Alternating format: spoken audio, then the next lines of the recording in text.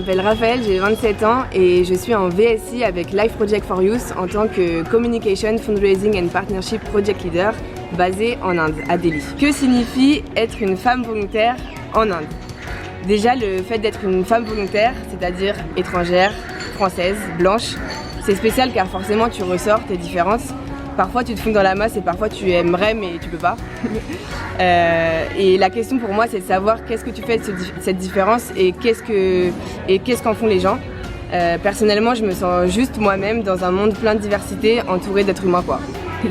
Quand on rajoute la variante de l'interaction avec autrui, je dirais que c'est un équilibre entre privilège et discrimination. Privilège car je suis particulièrement bien accueillie, tout le monde veut t'inviter parce que t'es blanc. Discrimination car tu es une femme. En Inde, il y a beaucoup de codes et une pression forte de la société pour les respecter. Certaines choses paraissent évidentes. Plus donner la parole aux hommes, associer automatiquement la femme à son foyer ou la dévaloriser dans ses capacités. T'expérimentes aussi la galanterie à la Bollywood. Mais pour moi, le tout est de rétablir la balance quand tu sens que l'un ou l'autre de ces aspects est trop fort. Et au point d'équilibre, tout est positif.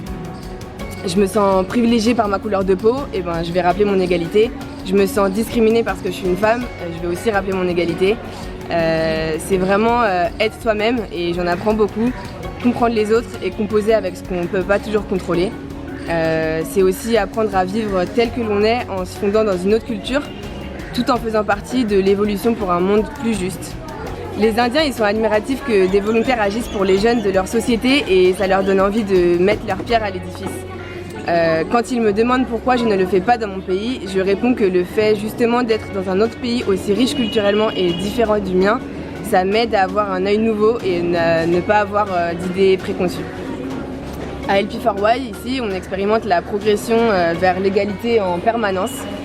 Moi, en tant que femme ayant un poste à responsabilité, entourée de beaucoup de jeunes et d'autres catalystes femmes aussi, qui ont aussi des responsabilités, m'inspire beaucoup. Et la pédagogie par l'expérience, c'est trop intéressant parce que ça promeut vraiment le développement de l'individu en tant que tel.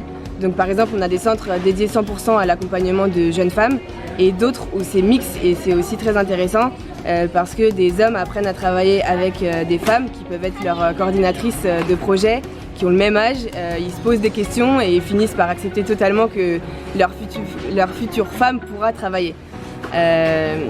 Donc pour moi, promouvoir l'égalité des genres, c'est un combat de tous les jours dans les conversations et les attitudes. On m'avait dit quand je suis arrivée en Inde qu'il fallait que je fasse attention en exprimant mon point de vue. Mais en fait, je trouve ça super important de le garder et de l'enrichir en le partageant avec d'autres.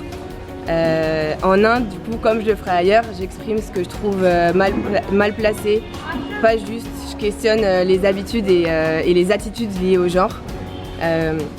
Je me pose beaucoup de questions parce que j'ai envie de respecter un pays qui n'est pas le mien, mais bon, concernant le droit et le droit des femmes et les rôles donnés et perpétués par la société, il y a beaucoup à faire et c'est avant tout en communiquant et en s'intéressant à l'altérité qu'on casse les codes.